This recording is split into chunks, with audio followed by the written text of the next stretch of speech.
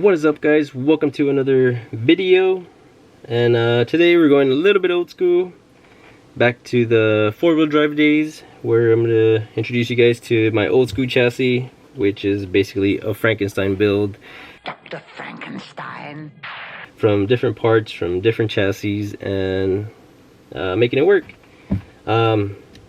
So for those of you that been in the RC drifting since the beginning or for a while now, you guys may know a few moments later. Right, you guys may know the Sakura D3, which is a four-wheel drive chassis, which was a CS chassis, which stands for counter steer. For that, what the counter steer stands for is basically the front tires would spin a lot slower than the rear ones. So basically they're trying to make it more realistic as to the four-wheel drive chassis, because you know the most realistic is rear-wheel drive drifting, but they try to mimic that on this one. Actually had one guy too, I forgot his name. He was there at Super G for a while. He was there tuning, or I don't know what he was doing there, but yeah, he was there. He was the Yokomo driver, and dude, he was fast. But yeah, he seen me driving this chassis in a stock form, not the way it is right now, and he actually asked me if I was rear-wheel drive, and I said no, because on this chassis, when you drive, is basically like if you're rear-wheel drive with a CS.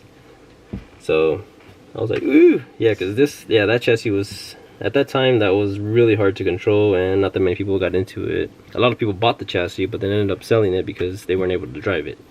So, okay, back to topic. So basically, this is the Frankenstein build that I did, and also my buddy built one similar to this one before. When I seen his chassis, that's what I guess inspired me to do this.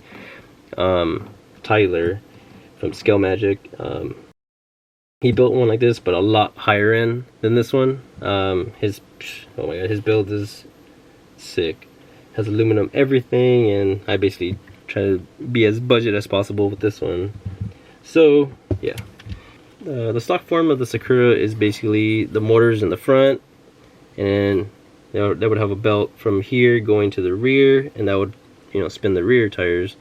So basically what I did was basically, this is basically still the front, just flipped the motor. The motor was on this side on the plate, so I basically flipped the motor on this side so I wouldn't have to reverse the motor rotation, because I did that and it didn't work. It was way too slow. So basically flipped it on this side, and now I just have one belt in there that controls the rear, and it's like basically a spool. And for this one, has basically all the old school technology. Has a D-like gyro, which I got probably like 6-7 years ago, or when they first came out. I got it, and I'm running a Savox high torque servo, which is super. I think, to be honest, I think it's a little too fast. Might upgrade it later on, but just for the series, I might just maybe add some upgrades and a couple things like that later on down the road. I put a VX stock for a YD2, Yokomo YD2 on there, and with some DIB,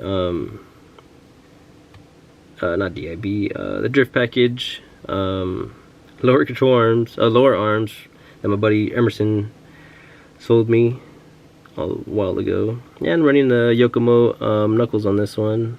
You guys can see it.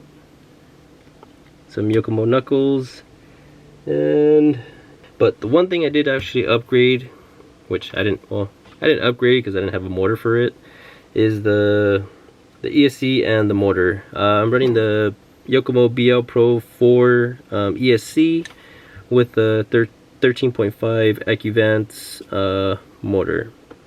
I've driven it at Super G a few times, and dude, it drives pretty good. Also, I'm running the old school freaking TRF shocks, big bore shocks, with the leftover springs that I have from my Rwd springs that I have. So I'm running the greens in the front, and I'm running the blues in the rear.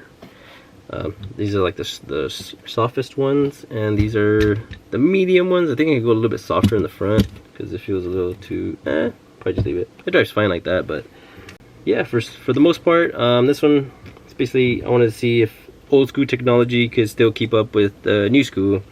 So I'm gonna take this to Super G and maybe slap a GoPro on here, because I don't have anyone to record me. So slap a GoPro on here and see if this baby could keep up.